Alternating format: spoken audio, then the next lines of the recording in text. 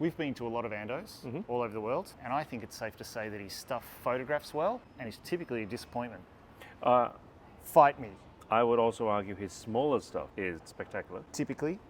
When He scales up, quite often loses control, I would say. Yeah. This is great. This is Her Museum by Tadao Ando in Shunde, China. This is Ando smashing out of the park. His usual, starting with the landscape elements that suggest what the bones of the building are going to be and winding away through concrete walls. And then in the landscape itself, the paving as well and the pond, and then that plays out in the rest of the building. The form's actually quite interesting because it's a series of misaligned circles, but at the back, over this rectangle, it actually all lines up. So it's straight on that edge, but then they all start to stagger out. So you've got bigger and bigger cantilevers coming off there, and then the pond sitting off to the side, and that's where the entry comes through. This is actually sophisticated because it goes from a circle to a straight line, and then it actually goes back to being the divided circle again. You can see the different levels where the branching out happens and it becomes more pronounced. The more it cantilevers out, further up you go. Space between the skin and the glass. You can see the little rods holding it up.